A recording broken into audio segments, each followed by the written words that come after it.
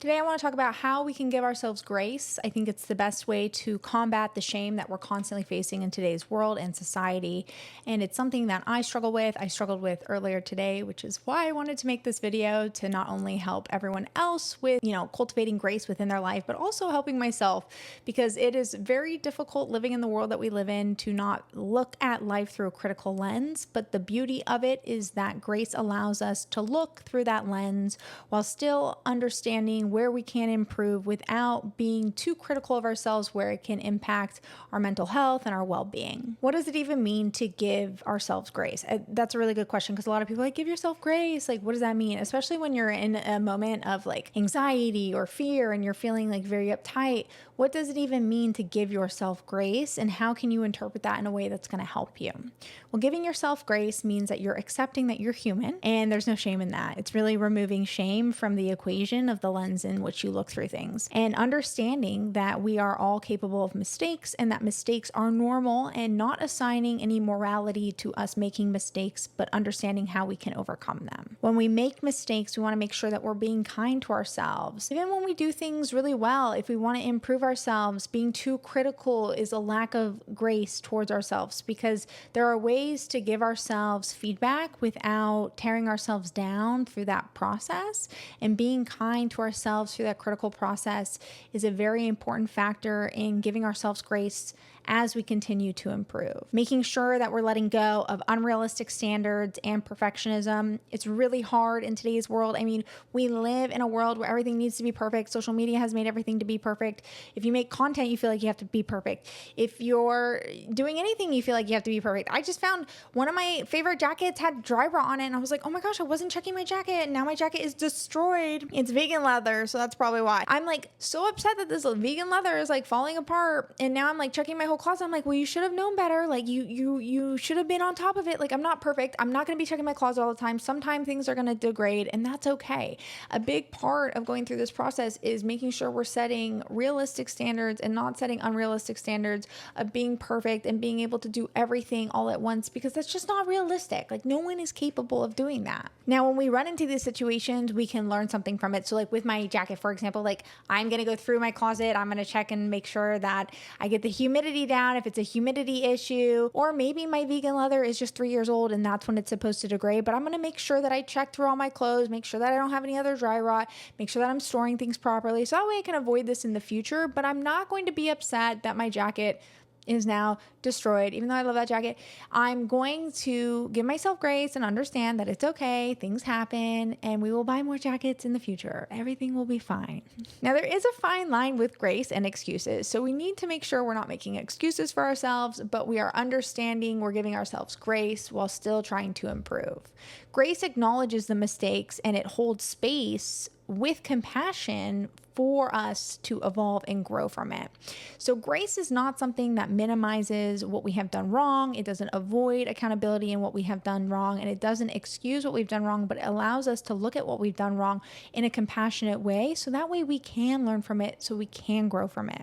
Excuses avoid accountability altogether. So when you're making an excuse, when I say, oh, my jackets all have dry rot and it's just, that just happened. It's just going to happen. That's an excuse, because that's not true. Like, I could check it and I could make sure that my closet is being ventilated. There's things that I could be doing, and I have accountability in making sure that I'm keeping up with my items, that I'm maintaining my leather items, that I'm making sure that my clothes are well taken care of. But just saying, oh, it just happened, or, oh, it must be the dry rot gods. I don't know. What's an excuse? I'm not even good at making excuses. I'm too critical of myself at times, so it's hard for me to come up with excuses. But another example of this is when with grace, what we say is like, I was overwhelmed, I'll plan better next time. With excuses, say, it's not my fault, whatever.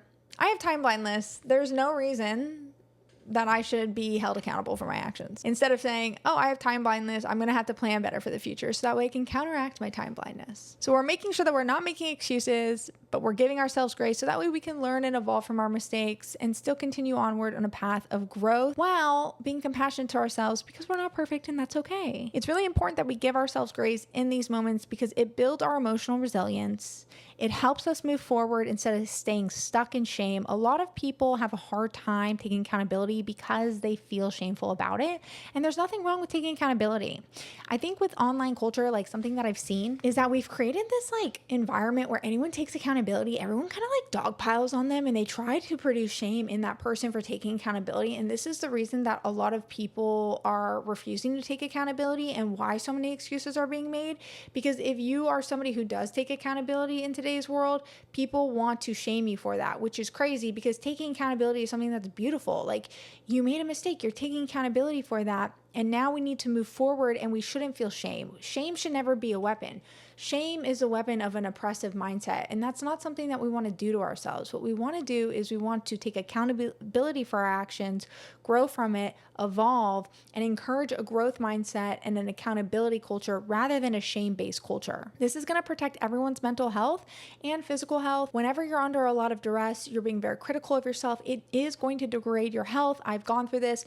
It's not great. Your body shuts down. I don't recommend it. I don't wish it on my worst enemies. Like, actually, worst experience of my life. You have to be willing to give yourself grace and understand that you are not a robot, especially as we're going into the AI time. We're not robots, and we can't treat ourselves like that because it will wear us down physically and mentally. A couple of ways you can tell if you're not giving yourself grace is reflecting on the way you talk to yourself. Do you have harsh self-talk? Do you say things like, I'm so stupid, or I never get it right? Ding, ding, ding, ding, ding. We have a winner. I do that.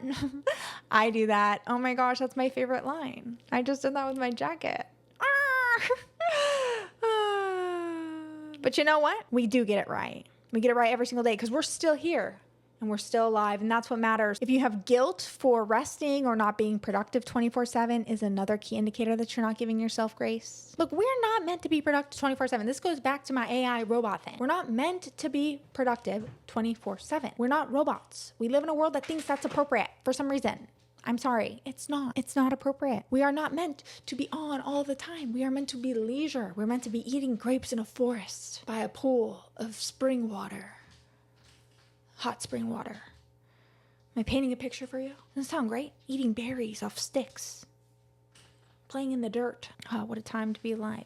We do need to be productive in today's world to survive. That is a fact, and that's okay, but we should not feel guilty for resting and being human beings. Human beings rest. And the idea that human beings don't rest and that we're just go 24/7 is a city mentality. And I'm telling you, the city will break you if you keep going like this. You have to take time for yourself. It will eventually catch up to you, and it is not fun. Another sign that you're not giving yourself grace, constantly replaying past mistakes.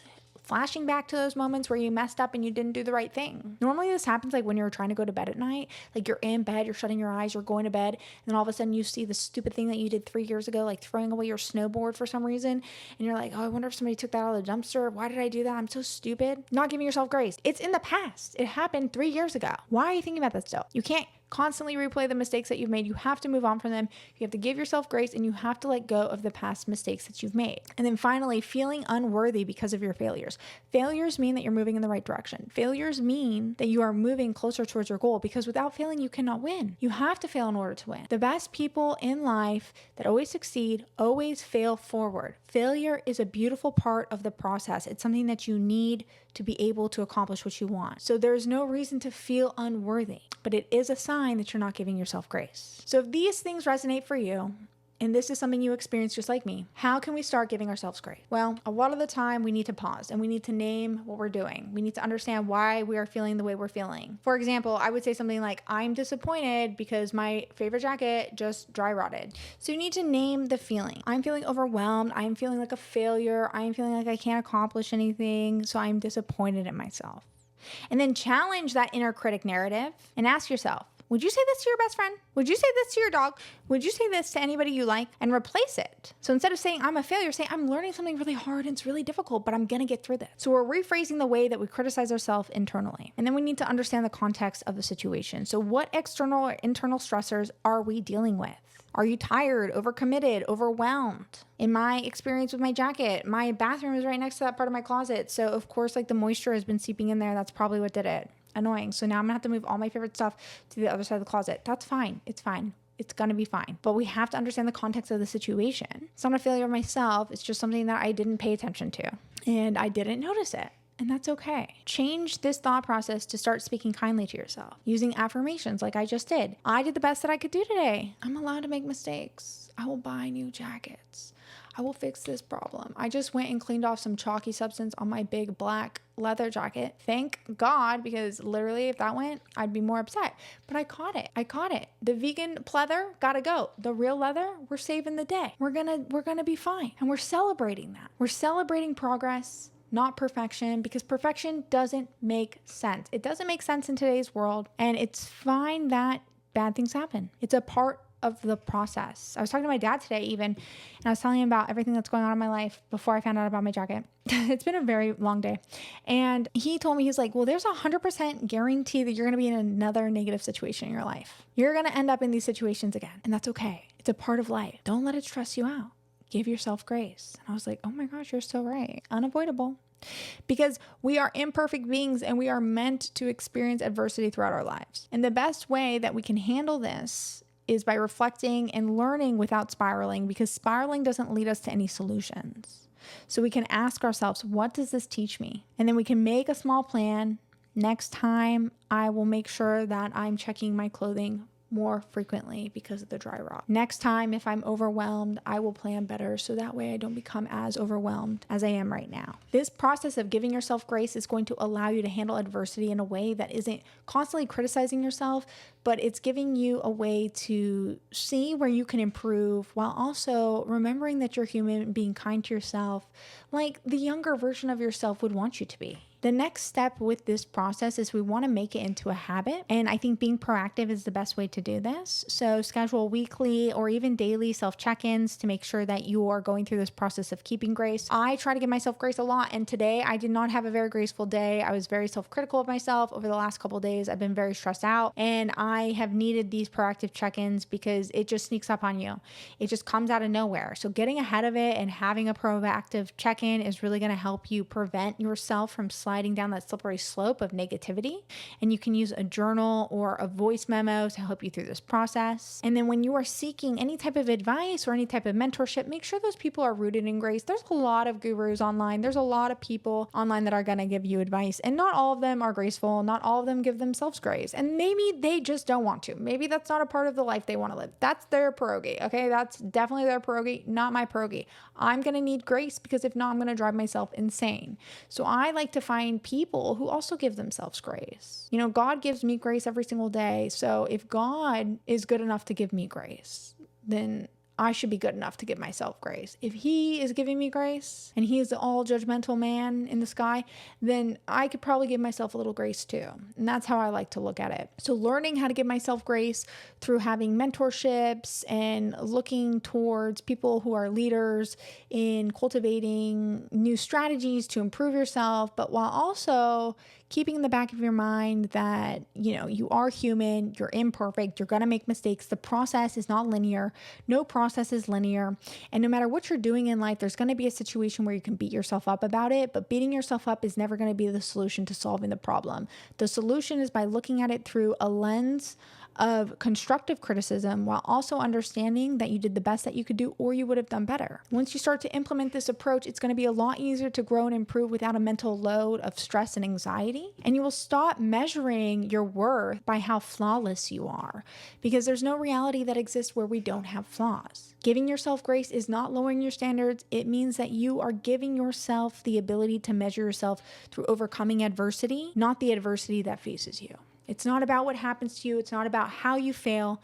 It's about how you overcome those failures. And when you give yourself grace, you're going to be more equipped to overcome those failures, and you're going to be more mentally strong and resilient for tackling the day with grace. I'll upload this checklist on my Substack, The Evolution Revolution, for ways that you can make grace into a habit and how you can reflect and start giving yourself grace. And if you guys like understanding the truth behind the trends, make sure you like, subscribe, and hit that notification bell. We'll see you guys next time.